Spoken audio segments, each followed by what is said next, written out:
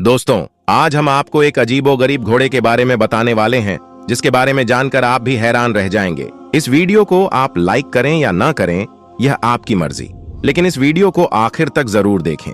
दोस्तों, गांव का रहने वाला एक आदमी बहुत ही गरीब था। वो गरीब तो था, लेकिन सब्र से उसका बहुत गहरा ताल्लुक था। उस गरीब आदमी के पास एक नस्ली घोड़ा था, जिसको देखने के लिए लोग दूर दूर से आया करते थे।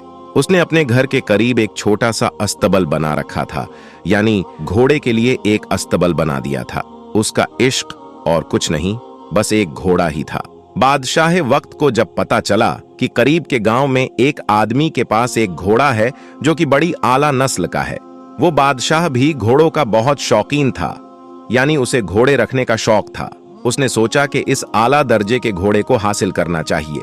चुनाचे बादशाह अपने कुछ साथियों के साथ उस गरीब आदमी के पास आया और कहने लगा, ऐ फकीर, अपने इस घोड़े के बदले मांग क्या मांगता है? उस आदमी ने कहा, मैं माजरत चाहता हूं, मगर ये घोड़ा मैंने बहुत शौक से पाल रखा है और शौक से पाली हुई चीज को बेचा नहीं जाता। बादशाह ने उससे कहा, हम तुझे मुंह मांगी कीमत देंगे। लेकिन उस आदमी ने फिर भी माजरत कर ली। बादशाह कहने लगा, एक मर्तबा फिर गौर कर ले, एक मर्तबा फिर सोच ले, हम तुझे अपनी एक रियासत दे देंगे, उसके बदले तो हमें ये घोड़ा दे दे। लेकिन वो आदमी फिर भी नहीं माना। मामला यहां तक जा पहुंचा कि बादशाह ने उसे आधी सल्तनत की पेशकश कर दी। उस गरीब आदमी ने कहा, बादशाह सलामत, अगर ये बिकने वाली चीज होती तो मैं आपको पहले ही दे देता, लेकिन इसका कोई मोल नहीं है। बादशाह एक नेक हुक्मरान था।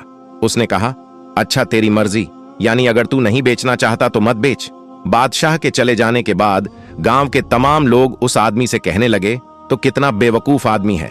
बादशाह तेरे पास आया और उसने तुझे आधी सल्तनत की पेशकश की। अगर तुझे वो सल्तनत मिल जाती तो तेरे साथ साथ सारे गांव के मजे होते, तू हमारा बादशाह होता। तूने ये कितनी बड़ी हिमाकत की है कि इतनी बड़ी खुशनसीबी को घर आए कबूल नहीं किया। तो उसने कहा, ये मेरा घोड़ा है, बादशाह ने इसका मोल लगाया, मुझे मंजूर नहीं था तो मैंने नहीं दिया।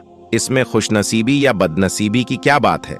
लोगों ने कहा, तू एक जिद्दी आदमी है, तो शुरू ही से ऐसा था, तेरा मिजाज ही ऐसा है। इतना कहकर सब लोग चले गए। थोड़े अरसे के बाद सुबह के वक्त वो आदमी जब अस्तबल में दाखिल हुआ तो देखा अस्तबल खाली था, उसका घोड़ा वहां पर मौजूद नहीं था। गांव के लोगों को जब पता चला तो कहने लगे, तुझसे कहा था कि वक्त के बादशाह के साथ जोर आजमाई ना कर, और अब देख तेरा घोड़ा तेरे पास नहीं है, तेरे साथ बड़ा जुल्म हुआ है, तू तो तबाहो बर्बाद हो गया। उस आदमी ने कहा, मैं कैसे तबाहो बर्बाद हो गया? एक घोड़ा ही तो था, छोटी सी चीज थी, मेरी जिंदगी तो बहुत बड़ी है। लोगों ने कहा, नहीं तो बेवकूफ आदमी है, तुझे अल्लाह ने अक्ल ही नहीं दी। ये कहकर सारे लोग वापस चले गए। इसके बाद तकरीबन 1 महीना गुजरा होगा। एक दिन घोड़ा हिनहिनाता हुआ वापस आ गया और उसके साथ और भी जंगली घोड़े थे जो कि उसी नस्ल के थे, आला दर्जे के थे।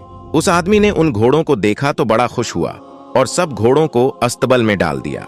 गांव के लोगों को जब पता चला तो कहने लगे, तू तो बड़ा खुशनसीब है, तुझे न सिर्फ तेरा खोया हुआ घोड़ा वापस मिल गया, बल्कि उसके साथ कुछ और घोड़े भी मिल गए।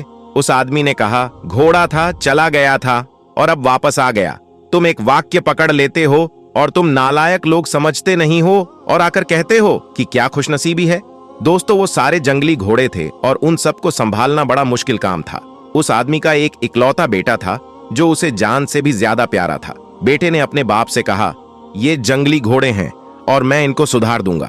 उसने सबसे सेहतमंद घोड़े को पकड़ा और उसके मुंह में लगाम देकर उसके ऊपर चढ़ा और उस घोड़े को चलाने की कोशिश करने लगा। लेकिन उसका बेटा घोड़े से गिर गया और उसकी टांग की हड्डी टूट गई।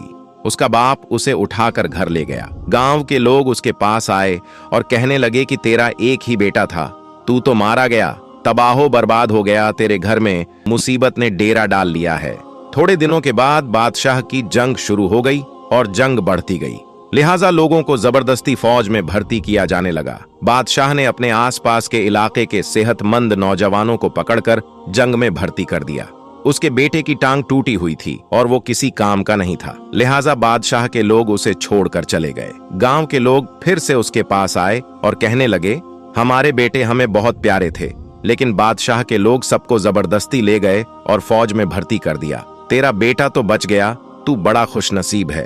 उस आदमी ने कहा, तुम लोग इस काबिल नहीं कि तुम्हारे साथ रहा जाए, ये गांव भी नालायक लोगों का है जो जिंदगी के एक छोटे से हिस्से को सारी जिंदगी पर फैलाकर उसका नतीजा निकाल देते हैं।